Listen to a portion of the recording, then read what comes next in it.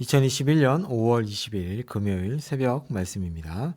잠언 11장 16절에서 31절까지 말씀.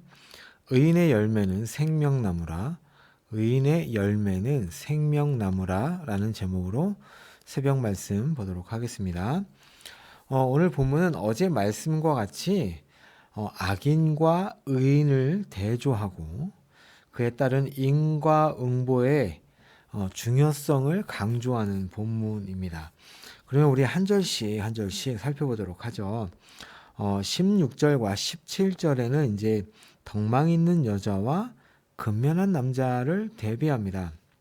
여기 저희 본문엔 유덕한 여자라는 말이 나오는데 이 유덕한 여자라는 말은 친절한 여자, 매력적인 여자, 자비로운 여자를 가리킵니다. 자, 그녀는 이 유독한 여자는 무엇을 붙드냐면 영광을 붙들고요. 자, 이 뒤에 나오는 이제 근면한 남자라고 나오는데요. 원어를 어떻게 해석하느냐에 따라 많은 해석이 있는데, 이 원문에는 폭력적인 남자라는 뜻을 갖고 있습니다. 자, 이 폭력적인 남자는 무엇을 붙드냐라고 되어 있냐면 재물을 단단히 붙들고 있습니다. 자, 여기에서 폭력이다, 근면하다 이런 것보다 더 중요한 건 뭐냐면 붙들다라는 단어입니다. 이 유독한 여자는, 그러니까 인자는, 의인은 무엇을 붙드냐면 영광을 붙들죠. 그런데 반대로 악인은, 폭력적인 사람은 무엇을 붙듭니까? 재물을 붙든다는 걸 강조하는 것입니다. 또 이제 17절에 나오는 이 인자한 남자와 이 폭력적인 남자를 대조하는데요. 이 인자한 남자는 자신의 욕망을 붙들지 않고 단념합니다.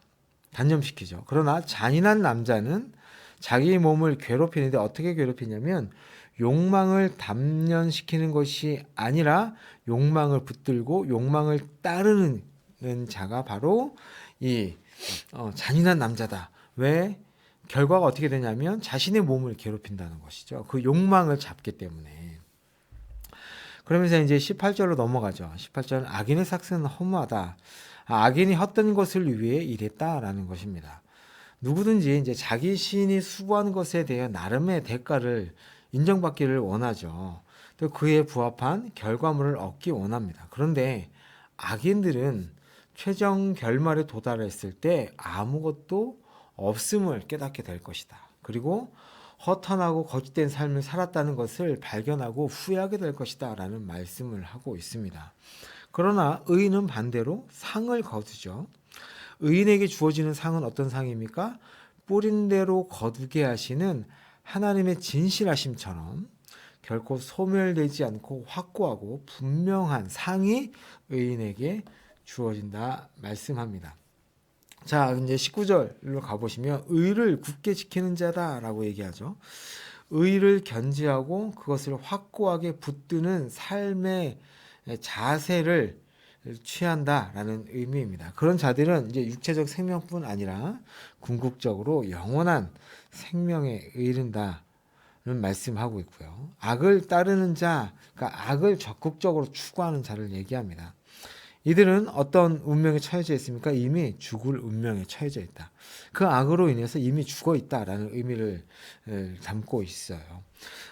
그리고 나서 이제 20절에는 어떤 상태를 얘기하냐면 마음의 상태가 어떤가에 대해서 말씀하고 있는데 그 마음의 상태, 마음이 어떤 쪽으로 움직이고 있는가에 따라서 결과가 달라진다라는 것을 말씀합니다. 자, 여기서 패려하다라는 말씀을 하죠. 패려한 자다, 패려한 자. 그러니까 성질이 거칠고 사납다. 성질이 순진하지 못하고 꼬여 있다라는 말입니다. 그런 자는 미움을 받는다고 하죠. 싫어하고 증오하고 두렵게 하다, 경시되다, 경멸을 받다라는 뜻입니다.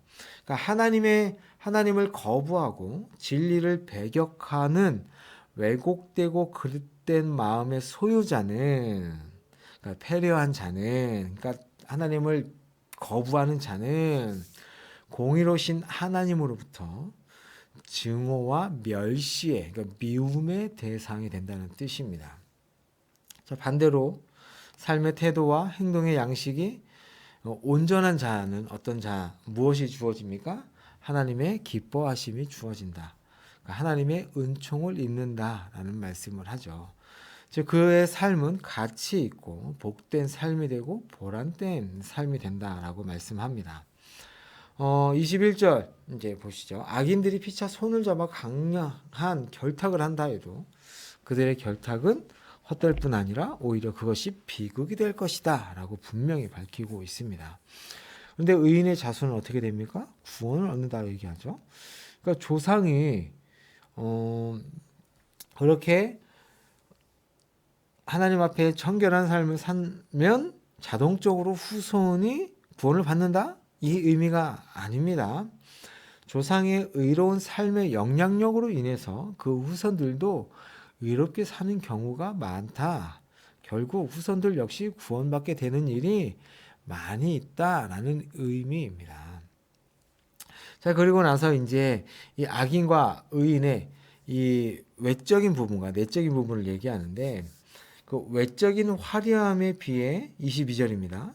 아름다운 여인이라고 나오는데 이 외적인 화려함에 비해 내적으로는 분별력을 잃은 아주 부조화스러운 모습을 얘기하죠. 그 모습을 어떻다고 얘기합니까? 코를 금고리로 장식한 돼지와 같다. 그러니까 돼지가 코에 금고리를 장식했다는 거예요. 좀 이상하죠. 그러니까 지혜가 없는 아름다움은 그 아름다움과 비교되어 지혜 없음이 더욱 선명하게 드러난다는 것이에요. 아주 부조화스러운 모습이다. 그 얘기는 뭡니까? 내면을 더 아름답게 꾸며야 한다는 말씀을 하고 있죠. 자, 의인은 마음속으로 무엇을 원합니까? 선한 것을 원합니다. 악인은 결국 무엇을 원합니까? 악한 것을 원한다는 것이죠. 그 결국은 어떻게 됩니까? 악인은 결국 진노가 그 위에 쌓여지게 된다라고 말씀하고 있고요. 자, 이제 의인과 악인의 이제 행동 양식에 대해서 이제 24절에 얘기하는데, 의인은 사방으로 아낌없이 나누어주는 삶을 살고요. 악인은 반대로 불법적으로 재산을 쌓아두고 자신 주변에 구제가 필요한 사람들, 도움이 필요한 사람들이 눈에 보임에도 불구하고 자기 것만 쌓아두는 사람들을 악인이라고 합니다. 자, 의인은 어떻습니까? 끊임없이 사방으로 아낌없이 나누어주는 삶을 사는데도 불구하고 그 결과는 더더욱 더 많은 재물이 누리게 되는 축복을 받게 되고요. 악인은 자꾸 모아도 하나님의 진노를 받아서 결국에는 가난해진다라고 말씀합니다. 자, 이 모습을 잘 보여주는, 그러니까 의인의 모습을 잘 보여주는 예가 어디에 나와 있냐면 사도행전 4장에 나와 있죠. 초대교회 처음의 모습에 찾아볼 수 있습니다. 자신의 것으로 여기지 않고 다른 사람들에게 다 나누어 줄 때, 서로 나누어 줄 때 어떤 삶이 되었습니까? 더 풍족하게 되는 삶을 보여주죠. 교회가, 공동체가 더 풍족하게 되는 것을 보게 됩니다. 자, 그러면 25절 말씀 보죠. 다른 사람들을 흠뻑 마시게 하고 가득 채워주는 사람입니다. 풍족하게 됩니다. 풍족하게. 물질적 풍요뿐 아니라 정신적인 풍요도 누리게 된다고 원문에는 나와 있습니다. 그러니까 마음까지 풍요를 누리게 된다는 것이죠.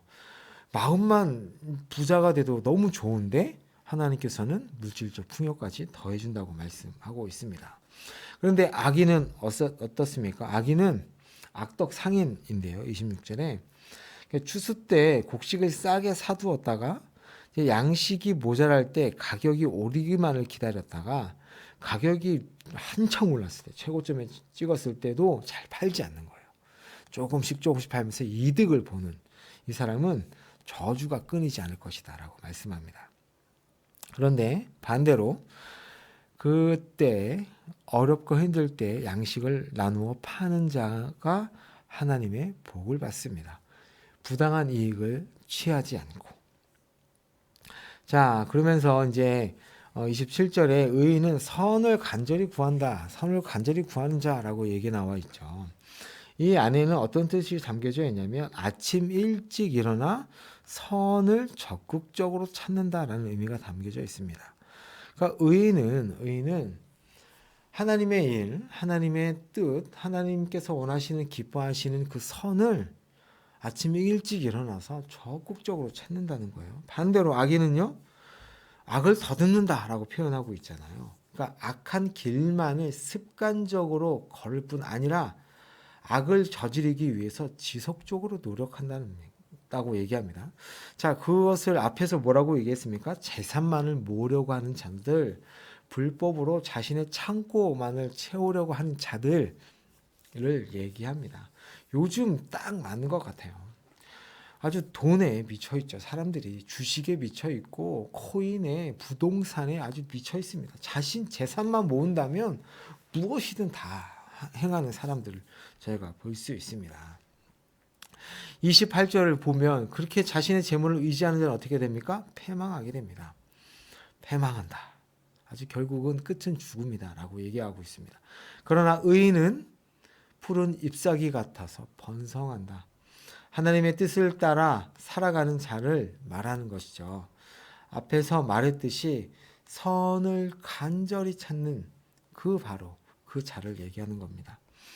자, 그러면서 이제 악인은 어떤 자입니까? 자기 집을 해롭게 하는 자다. 자신의 가족뿐 아니라 자신의 집 안에 있는 종들까지, 그러니까 집 안에 있는 모든 자들을 괴롭게 하는 자는 허무함이 있을 것이다. 나중에는 가족도 남지 않고 종들도 남지 않고 재산도 남지 않고 자식 주변에 아무것도 없게 될 것이다. 허무하게 될 것이다 라고 말씀하고 있고요. 결국에는 영원한 죽음에 이르게 될 것이다 라고 얘기합니다.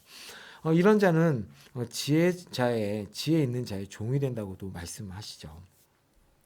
자, 의인의 말과 행동이 남들에게 유익하고 도움이 되어서 생명이 근원이 된다는 말씀을 이제 30절에 하고 계십니다. 그리고 지혜로운 자는 뭐라고 말씀하나요? 사람을 얻는다고 하죠.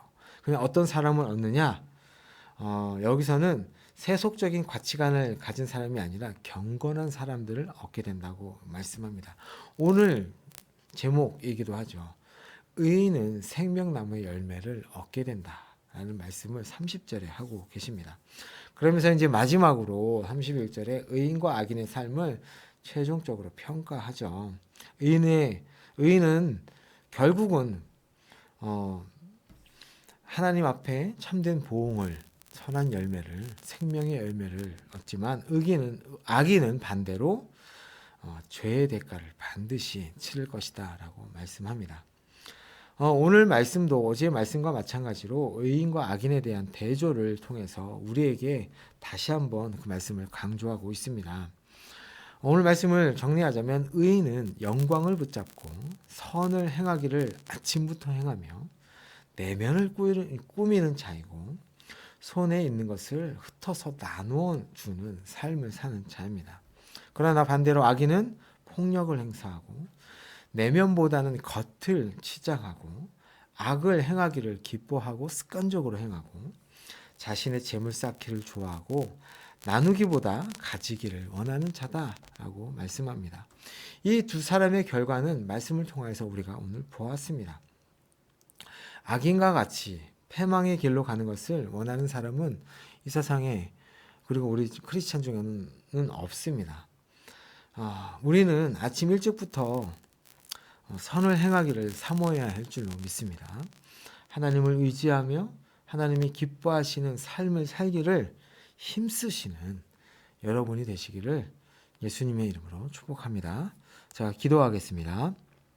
하나님 아버지, 하나님께서 기뻐하시는 의인의 삶을 살기를 저희가 원합니다. 하나님의 선하심을 붙잡는 자가 되게 하시고 우리의 내면을 말씀으로 꾸미는 자가 되게 하옵소서. 우리에게 주신 것들을 도움이 필요한 자들에게 나누어 주는 삶을 사는 그러한 선한 삶을 살게 하여 주옵소서.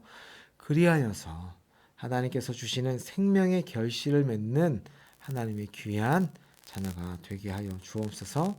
예수님의 이름으로 기도합니다. 아멘.